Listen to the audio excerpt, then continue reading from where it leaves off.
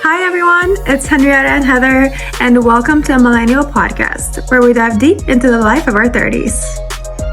We'll discuss our struggles, dreams, relationships, icks, and anything millennials can relate to. Sit back, relax, and let's head on this journey together. We are 30s Unfiltered. Welcome back to our podcast. Still from Norway. Yes, I'm live from Norway. Yes. But it's my last night, and I'm so sad. It went by so fast. It did. It's like I blinked. I know. We did so much. I was here for 10 days? We did so much. 9 full days. Yeah. Every single day we did something. And I feel like you still haven't seen enough. I wanted to show her more. We didn't even have time to go to Oslo. No, we didn't. We went to Sweden and then just hung around her town, but there's just so much to do. And then we did go to Tønsberg. We did a few things. Oh, my favorite was we went to her grandparents' farm and I chopped wood with an axe and I rode on his tractor. We'll just sat in it. I saw their well. They have a well. Which we don't use anymore, by the way. And that one, I learned, I didn't know this, but it was just used to get water for the animals. Yeah. It wasn't like they didn't have to go into the well with a bucket to get water to the house. That's literally what I thought it was the entire time. I thought they went to go fetch water, and I was like, do the men do it or the women do it? Right. Luckily, they had a water pump. Very cool. And I thought it was cool. They have like a stream running, but I guess because it's summer, there was barely any water. I wanted to drink it. That was my whole goal. Because I did that this spring. Right. She sent me a video. Yeah. She was drinking the water and I was like, oh, I'm going to do that when I'm there. Yeah. But didn't happen. No. But I did get to taste her grandma's apple cake. It was delicious. Gluten-free apple cake. Eplekake. Eplekake. Yeah. Eplekake. Eplekake. Eplekake. Kake. Kake. Okay. I'm getting there. Takk for maten. Hashtag takk for maten. That should have been the name of this episode. Takk for maten. That means thank you for the food. Yeah, that's like the only thing that I learned this trip. No, you learn a few other things, but not full sentences. Right.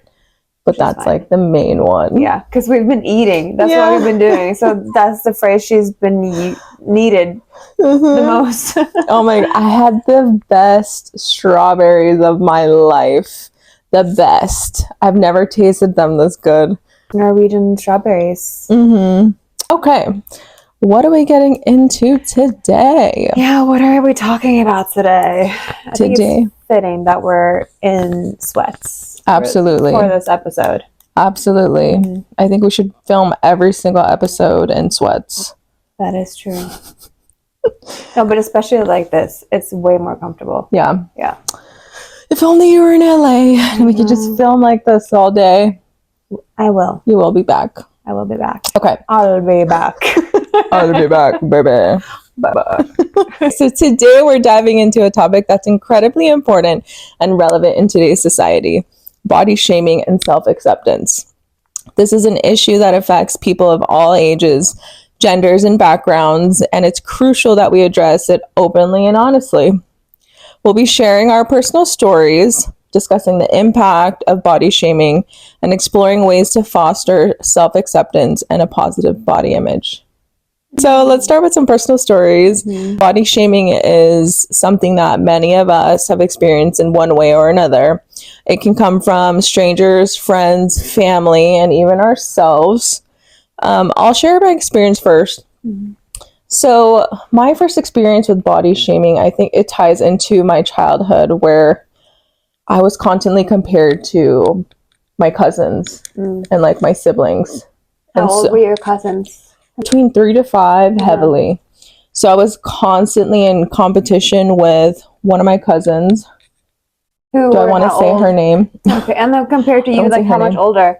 She was a couple of months older than me. Oh, so you were all the same. You were the same age. Me and her, essentially. Okay. So let's just say between her and I. I feel like when you're kids until like you're in your 30s, age do matter more. Right. But in my family dynamic, we would always compare who's prettier, who's skinnier. And it was just always that, like, oh, she looks prettier than you. Oh my God, she's skinnier than you. Wow. You're fatter than her. I thought in Filipino culture, I guess a better thing to be heavier, because that meant that like you could afford to eat if you were a little bit. No, but I mean that's how it is in some other cultures. Is it? Yeah. No, not in ours. Oh wow. It was actually they're really huge on being skinny. Yeah. Same as here. And in America. My grandma, I remember in high school, she would always, it was always just it was a confusing time where she would say, "You're so skinny, keep eating." Right. And then I would come back and she'd be like, "Oh my God, you're getting fat, stop eating." And then it'd be like, I'd come back again the next summer. She's like, "You're so skinny, you need to eat, here." Oh, and then again, after I graduated from high school, she's like, "You're getting fat, stop eating." Wow. Yeah. And I was just like, and after when I was in my 20s, like after I had Mason was when I started to really just not give a fuck about what anybody said. You just pushed a baby out of your body. Right. But it was just like, I don't care what she says. If she makes a comment, it doesn't mean anything. Right. Specifically your grandma. Right. Right. But the whole comparison thing happened at a very young age. I did a beauty pageant with my cousin at 3 or 4. Oh, yeah. Also when you were like kids. I literally have a picture of both of us sitting on a couch, babies, like holding trophies for this beauty pageant. Wow. Yes. But beauty pageants is a huge thing in the Philippines. Yeah, beauty pageants is a thing. I did a beauty pageant when I was 18. I saw a video of that. Yeah, I did a beauty pageant even when I went to the Philippines back then, and I was so thin. I was so thin. Like no boobs, no ass, nothing. Yeah. I was still considered fat. No. Yes. Wow. And now I look back at those pictures, I'm like, I looked so good. Oh, you're a baby. Yeah. And I don't know if you ever got those comments, but that was a constant in my life. I don't think anyone ever called me fat or like compared me to I'm the oldest out of all my cousins. And so the youngest girl cousin in my family, she's 7 years younger than me. So I would never have been compared to her. And even because I'm an only child, I just always compared myself to my friends. And my best friends, they were super skinny. And I mean, I wasn't fat, but like I think I had like a little bit of extra like puppy weight that took a while before I lost. And I'm like now as an adult, like I'm curvy and I'll never be like super like thin. And I'm tall, so I know that, but so even if I weigh more, I'm not like fat because like I'm 5'7", so I'll obviously be heavier on the scale than some of my friends. Right. Yeah. But I always struggled with my body image. I've always had body dysmorphia. And it's been honestly a struggle because my mom, she always say that she doesn't notice weight. And then I'm like, why isn't she noticing when I'm like losing weight and I'm working hard? It does affect me, but to her, it's just like, because she, with her health, weight doesn't matter as long as you're healthy. I can't notice when people lose weight or gain weight. I'm like, but you can though. I mean, if she's with you every day and it's hard to see people on a daily basis and notice if they've lost weight. She noticed when I was sick though. All of a sudden, like I have been trying to lose these like extra few pounds that I had gained from like 2022 up until like this year. And and I was working out and eating healthy, and it just would not lose like a pound. And then I got sick, and I was pretty sick for a few months, and then it got even worse for a few weeks. And then after that, all of a sudden I dropped 5-6 pounds in a couple of days. And that was, now I'm back to my like normal weight, and I've felt so bad about myself for those extra few pounds, which probably nobody else have noticed. Right. But I had to buy new clothes, like new bottoms, because my old ones didn't fit. Yeah. And even though it's just like, it's not even the full size, but it did a lot to my mental health. Right. Because I have been struggling with body dysmorphia and everything my whole life. Yeah. But she did notice when I dropped. She's like, yeah, I feel like you definitely lost weight. I was like, finally, Mom. You need to tell me these Tell things. me I look good. I'm kidding. Sorry, we probably gained like 7 pounds since I've been here, I swear. I'm used to eating like this. I am not. She's not. It's been a lot, and a lot of snacking and a lot of coffees and then pastries, but it's fine. I'm on vacation. Exactly. That goes into the next topic, which is the impact of body shaming. So body shaming can have severe impacts on mental health, leading to issues such as low self-esteem, depression, and eating disorders. It perpetuates unrealistic beauty standards and makes people feel that they need to change themselves to be accepted. The media often exacerbates this by promoting images of ideal bodies that are unattainable for most people. I think also especially for millennials, we grew up in a time like the early 2000s, late 90s, early 2000s, where every single time a celebrity was in media, any sort of attention from media, they commented on their weight or their looks, and that was what they focused on. And then in relation to whether or not they had a romantic partner.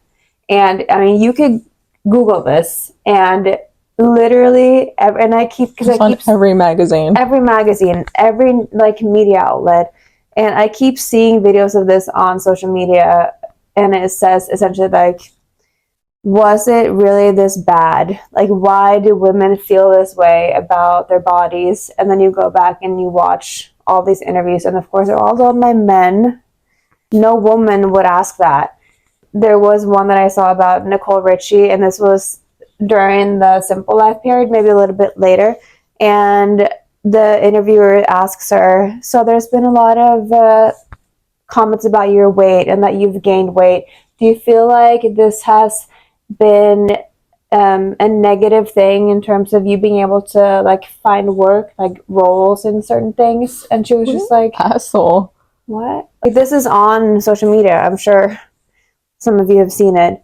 Yeah, no, it was really that bad. Every movie, every show we watched, every magazine cover, they were all retouched, by the way, but they were all super skinny. And we all knew that most of the female celebrities, like our idols at the time, had eating disorders. Right. And also the camera adds 10 pounds. They always said that, but it does. Does it? Yes, it does.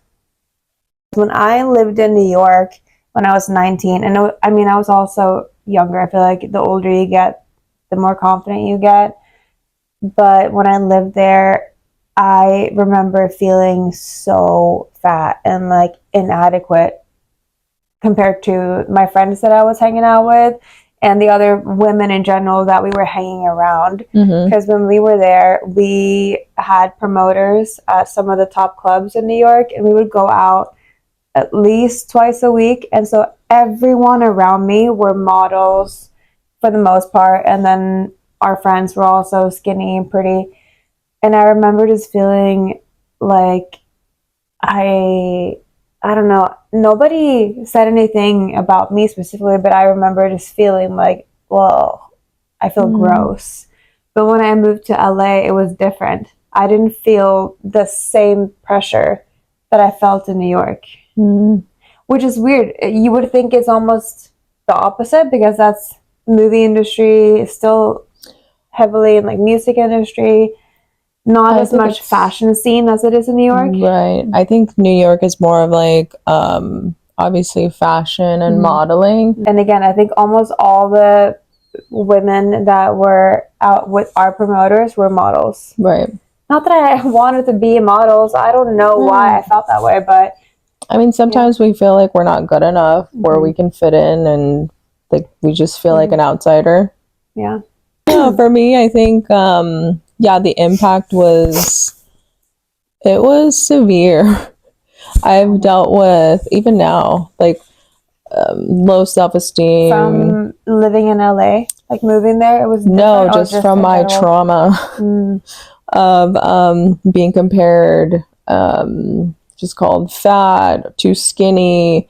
In school they used to call me what is it, like flat chested, like no butt, like I didn't have a butt. Bullied? No. Yeah.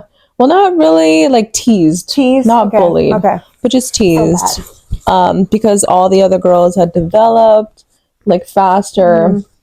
Same with my friends. Yeah, and so I just had this feeling of like not being good enough. I was super insecure. Just lacked a lot of confidence, and I didn't really have anybody to like uplift me or just kind of teach me that it's okay to be me and be confident within my skin. It was more of just like, you need to be better. It's like basically you're not good enough. Right. And that came mostly from your family?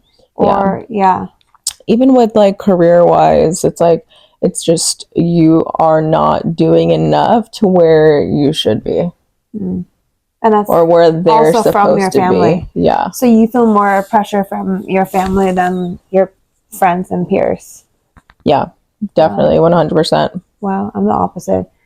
And again, it's not like any of my friends have ever told me like you're fat or you're ugly or all this stuff. But I've always felt like I was less pretty than my friends, that I was bigger than my friends. Like I just always felt like I was never prettier, like, or thin enough as all my friends. And I always thought that I was like too fat to get a boyfriend. And it sucks because again, nobody's ever told me I'm ugly and fat. Yeah. So where did I get that from? My family never told me that I was ugly or fat. Like, it was your head. I know. Freaking society. I think right now is probably like within the last like 2 or 3 years has been the heaviest that I've ever been. And so it's been hard. Like now being 33, I've been working my ass off, but also it's just been a challenge with me and food. Just going through everything that I've been going through.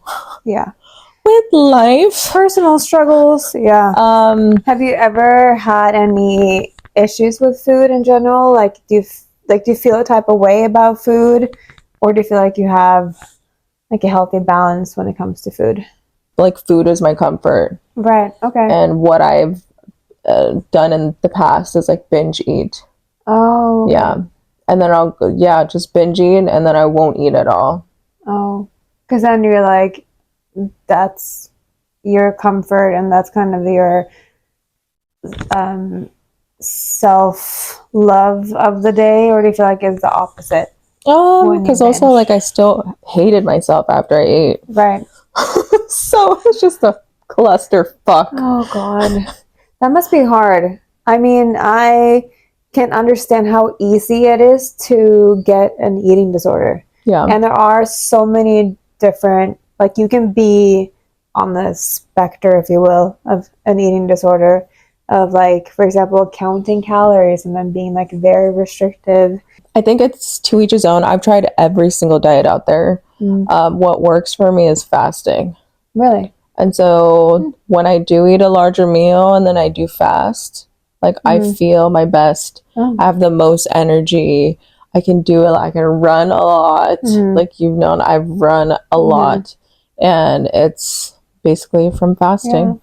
I'm the opposite. I need to eat at least 3 meals a day and like some snacks in between. Yeah, I would rather eat like 5 small meals than like one big meal. Yeah. I used to dread like looking at myself in the mirror, like in my underwear or naked, because I was like, what? And I know that when I look at photos of myself in a swimsuit or even just in tighter clothes, back when I remember feeling like I was fat and I hated the way my body looked, and I'm like, I didn't look bad, or I didn't, I just like, that's the body dysmorphia and how it works. You don't see what everyone else see. Yeah. And it's exhausting because you just think about it all the time. Yeah. It consumes you.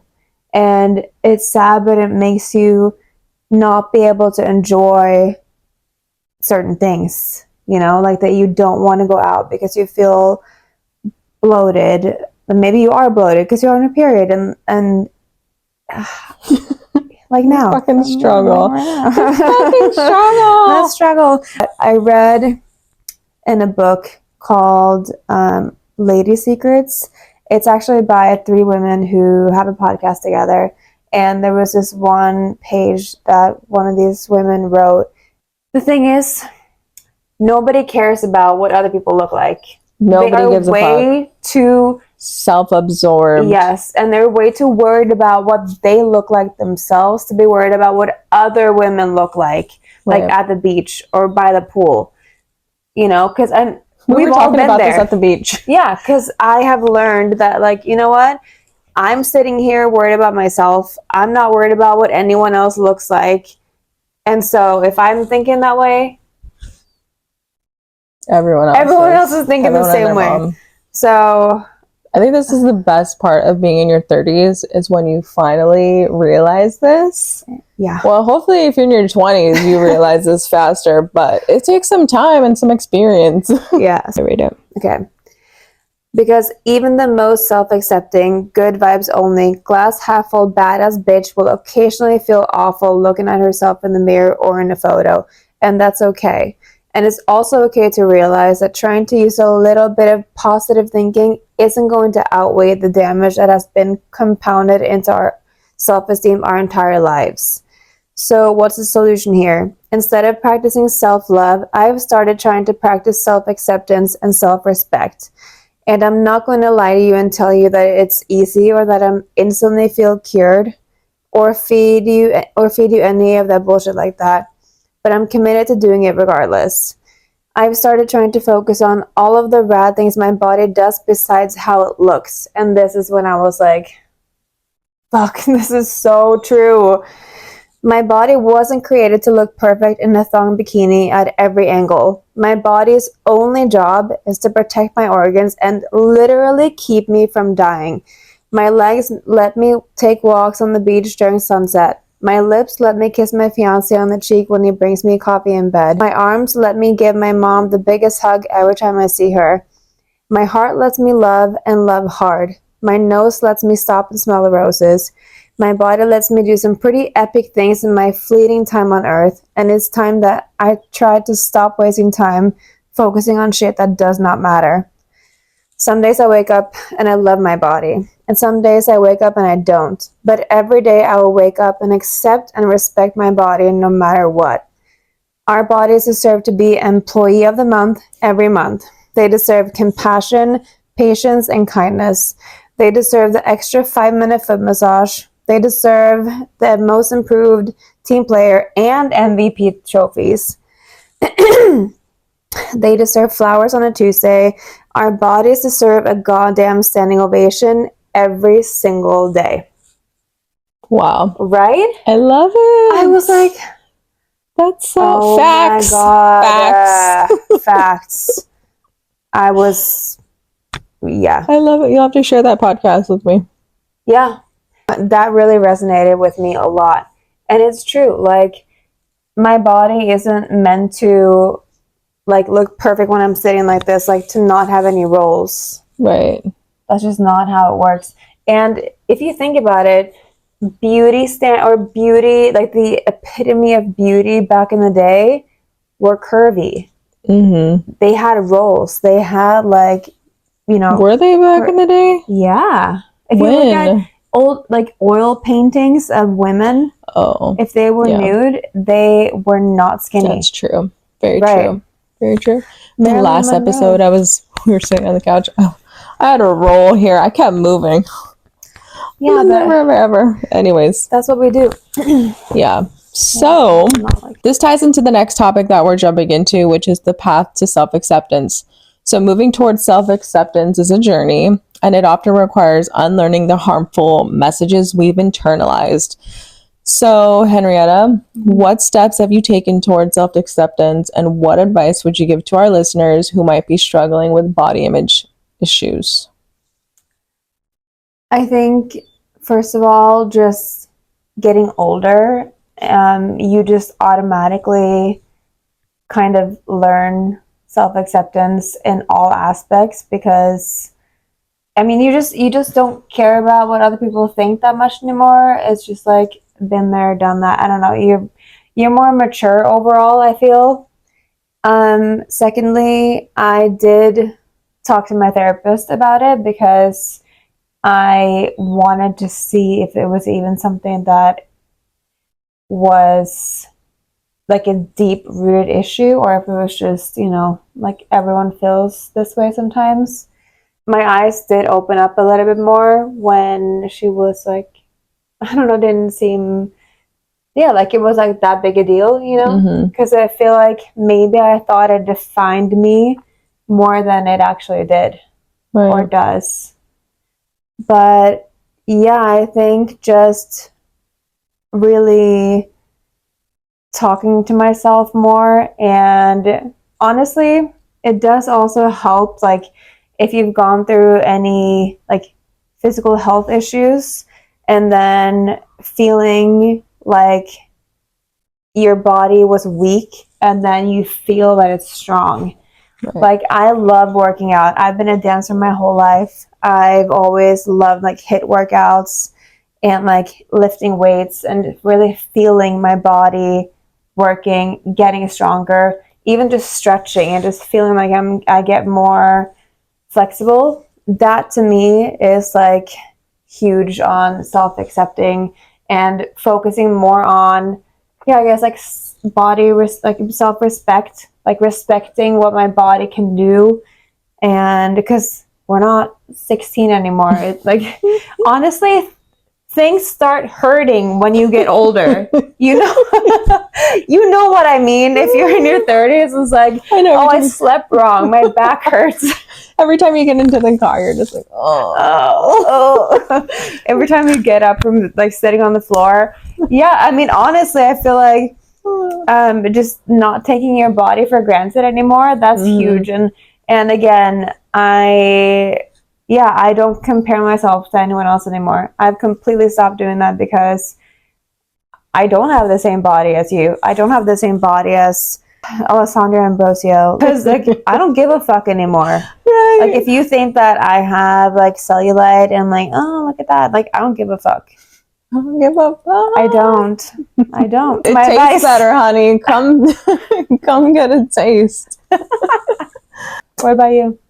For me, I do a lot of personal development, so I take a lot of classes, and so I've learned everything that I've acquired throughout the years, and I've just kind of been like peeling back the layers of my life, and just really seeing why I am the way that I am and why I act the way that I act. If I didn't do any of these classes, I wouldn't have known about has gone on in my childhood. Because you feel like you blocked it off? Not that I blocked it off, but it was just unconsciously going about life, acting the way that I would act. But where's the underlying issue? Not that I know who to blame, but I could take responsibility for it. Right. Just learning about that, learning and accepting like my family, the way that they were raised and how they speak to me, how I can set boundaries, how to speak up for myself. And really just take their communication for what it is without adding it into or making it about me, because it's not about me. and they're just kind of projecting whatever is going on over there on me, and I have full 100% responsibility if I take that on or not. And so I've learned how to protect my energy, protect my mental, you know, be okay with me as who I am. I'm perfect, whole, and complete the way that I am. And the way that I'm not, again, taking care of my body, exercising, trying new things. I started running this year. I've always wanted to be a runner. Didn't know how the hell to do it. Now I'm running like 6 miles every other week. Hot yoga. I love hot yoga. It's always like a treat for me to go every day. When it comes to working out, we like the complete opposite. We both like hikes. I love hiking. I hate running. I haven't still never done hot yoga, but I hate being in hot places. Like I hate a steam room. I hate like a steam shower, a sauna. She just hates everything. No, I hate humidity. I love it. If you've ever done hot yoga, loves it's just humidity. But you said that you love humidity, though. I do, but also the way that my body can move in the heat. Like I'm addicted to it. Not that I like the heat, but the way that I can, like my body feels during and after, it just feels amazing. Yeah. I mean, I feel the same way when I do a HIIT class, or like when I do my own HIIT classes by myself at home. I know I'm weird, but Weird. Huh? You're not weird. Because I sweat a lot, and it'll be because we don't have AC, and so it gets hot here too. And I love like when I'm like my body's warm. What? I'm sweating right now. Are you? Yeah, so like I can relate to like feeling like how your body feels when it's warmed up and like it's strong, and I can relate. No, also it's great for meditating. Hot yoga is amazing for meditation. The first time where focus on your breathing. I've like the first week that I tried it, they dimmed the lights towards the end of the class, and I literally like my mind, like I was having anxiety.